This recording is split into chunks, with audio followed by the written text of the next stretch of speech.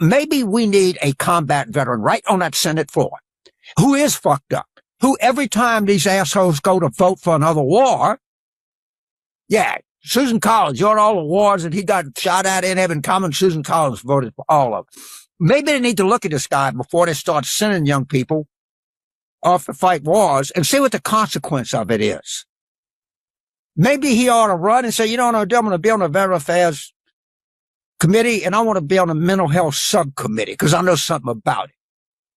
Yeah, I might be 5 degrees off dead center. So fucking what? They need that. You're going to say, I've been in there for 24 years. That is the most pliable member in the history of the United States Senate. I looked up a big, bad, beautiful bill. Oh, she voted against it. Maybe she has courage. No, she voted for the rule. So she goes to John Thune and says, look, I don't want to be for this because, I'm going to be able to say I voted against it, but I'll vote for the rule. And then you go line up Lisa, whoever else you got, and they'll pass it in the end. That's duplicity. That is old school. Democratic operative James Carville just lighten it up over the media firestorm that has been brewing over Maine's progressive Democrat Senate candidate, Graham Platner, since the New York Times dropped this story about his past dating life this week. Hi, my name is Suri Crowe, and you are watching the MeidasTouch Network. The fallout over this story is something to behold. As American opposition posted, the character assault on Graham Platner is ridiculous in the context of a government led by Donald Trump. And, a lot of people are alleging that this is a complete hit campaign, a hit job, a smear campaign by the oligarchs who do not want someone like Graham Platner to make it into the Senate. And even maybe boosted by some establishment Democrats. Others are saying this is a character flaw and we shouldn't, continue to move Platner's Senate candidacy forward. Well, the Times story focuses on Platner's dating life from 15 years ago while he was still an active duty Marine. And then when he got out of the service, some of the women the Times interviewed say Platner was a great boyfriend and that they felt very safe with him. But another few told the Times he was less than stellar and found some of his behaviors, quote, unsettling and disturbing. And they call into question his trustworthiness. And in particular, one of those women by the name of Lindsay Fifield is a known conservative operative and activist who has worked for the Heritage Foundation, amongst other conservative think tanks, etc., and has also called sexual assault allegations against now Justice Brett Kavanaugh a smear. Platner responded to the Times article with this quote saying, I take responsibility for all of that and wish I had been better. Any characterization beyond that is false and I believe politically motivated. I am not proud of who I was then, but I am proud of the work I have done since and the movement we are building in Maine. Platner appears to be the Democrats' leading candidate going into November's general election against Republican incumbent Susan Collins, who has been a perennial thorn in Democrats' side as she continues to back the Trump agenda. But now we have a primary, and will Platner make it through the Democratic primary in Maine? And now we have this story. And as you can imagine, the right-wing media is having an absolute heyday out of it. And even some Democrats have questioned Platner's candidacy moving forward. Now, this part is important. This is the second story on Graham Platner's sex life with consenting adults that the New York Times has run in the last 2 weeks. The first one was focused on allegations that Platner was sexting women outside of his marriage to Amy Girtner as recently as a year ago. And the fallout from that story has also been wall-to-wall coverage. Now, let's go back to February of this year when NPR dropped an explosive story that the Trump DOJ had illegally withheld files documenting a woman's allegations that Donald Trump had raped her when she was 13 years old and then punched her in the head at the time. Now, that did get coverage, but not close to the number of stories that Graham Platner's consensual relationships have been getting. And as the right-wing watch points out, the New York Times didn't write a single story dedicated to the topic. The paper that dropped everything to expose a progressive Senate candidate's consensual adult sexting apparently couldn't find the bandwidth to cover FBI documented allegations that the sitting president of the United States raped a child. This is the definition of media bias, a corporate press that writes hit pieces.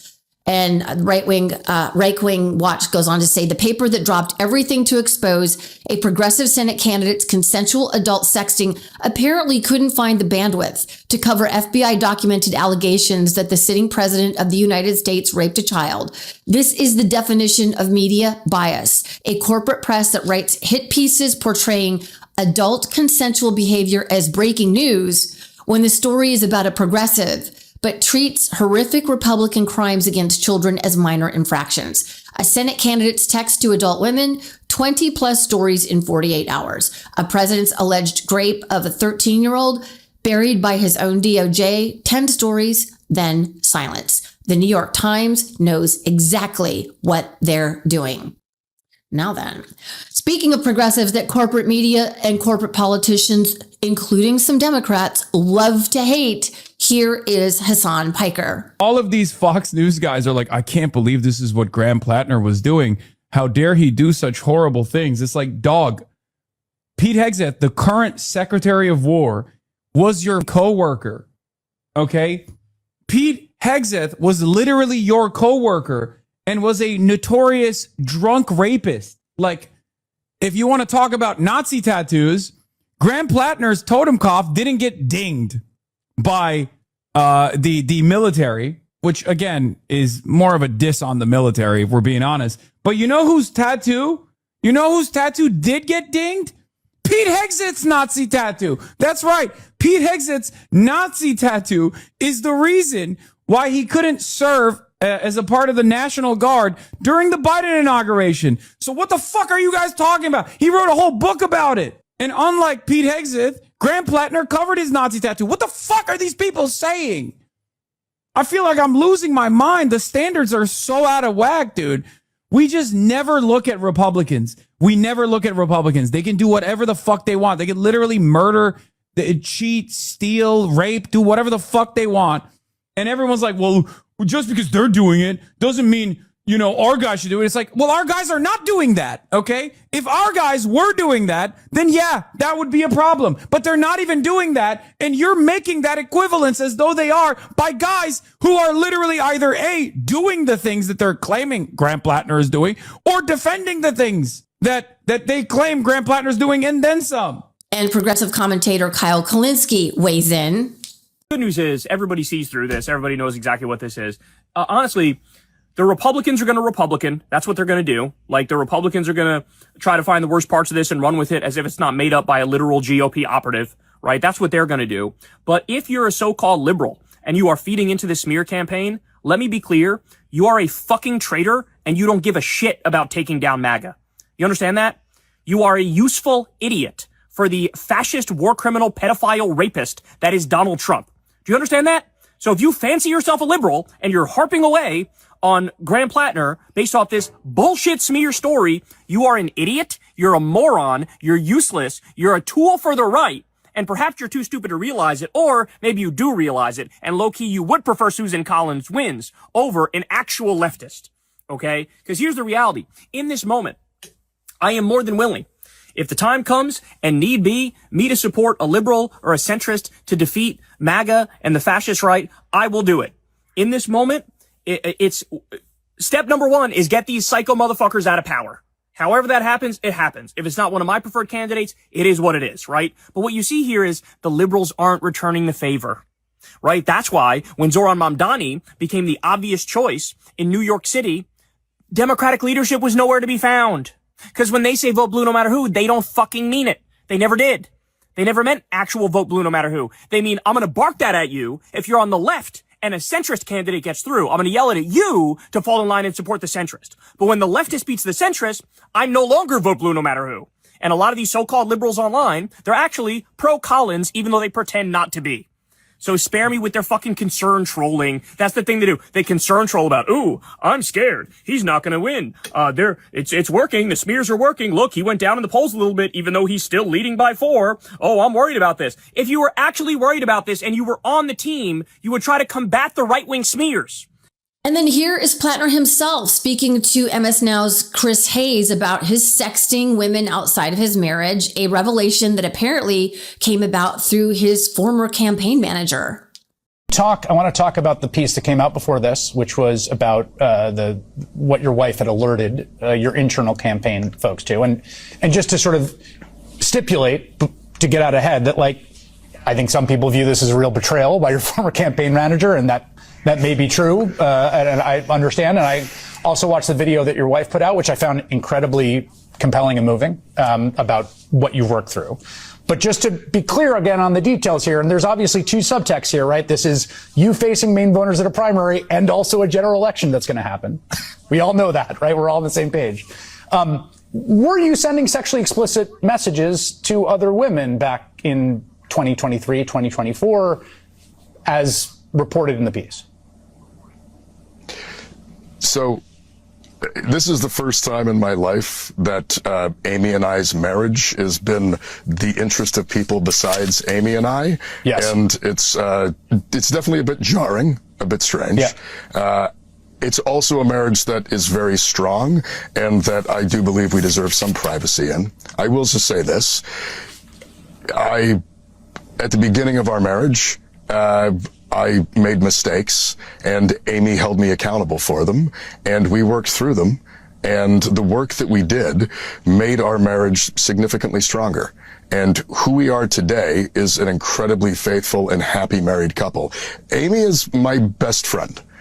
I love her more than anything else. And quite honestly, the hardest part about this whole campaign is I don't get to spend as much time with her as I like to. And so it has been it's been a hard experience to have gone through this together as a couple long before our lives were brought out into the public. And then to have it essentially outed by someone that we put our trust in, who then turned around and betrayed Amy's trust, and has now turned, frankly, our private parts of our marriage into a bit of a public political spectacle. It's hard.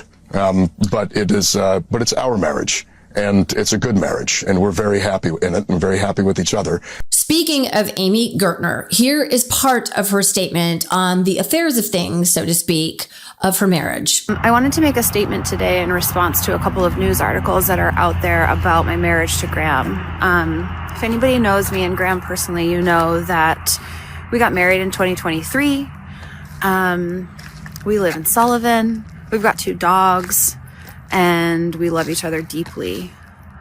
So it makes me really angry, disappointed, and I find it really shameful that there's a group of media outlets and people who are willing to spread gossip instead of talking about real issues that Graham is running on, like healthcare and education and childcare. I'm walking up and down my road right now, and this is like my 20th take. This is very hard to do, but I just really wanted to make sure that everyone knows that Graham and I have a great marriage. Being married is hard. Being newly married is hard. Being newly married and going through infertility is hard.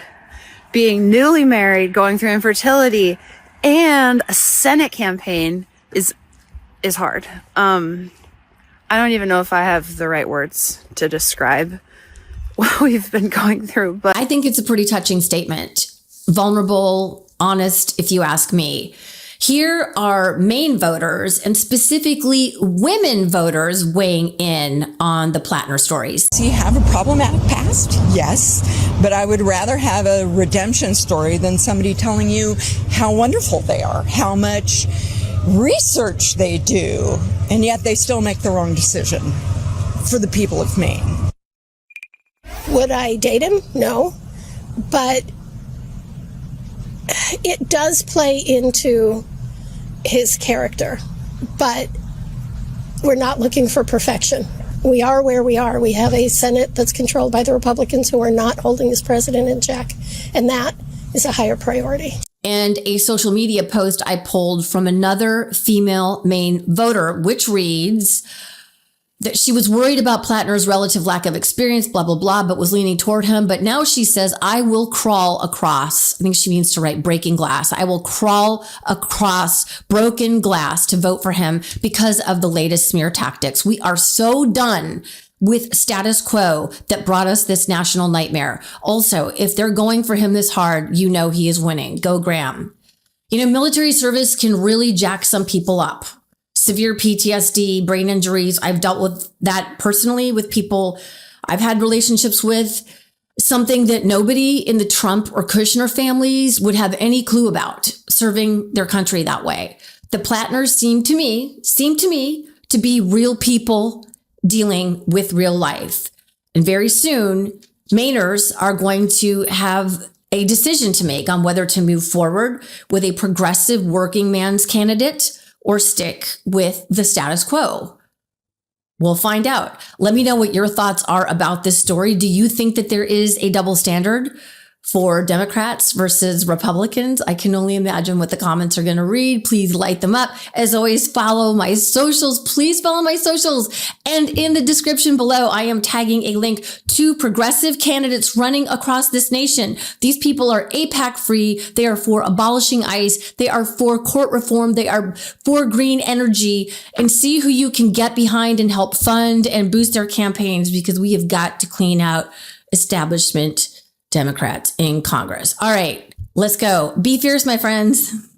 Want to stay plugged in? Become a subscriber to our Substack at MeidasPlus.com. You'll get daily recaps from Ron Filipkowski, ad-free episodes of our podcast, and more exclusive content only available at MeidasPlus.com.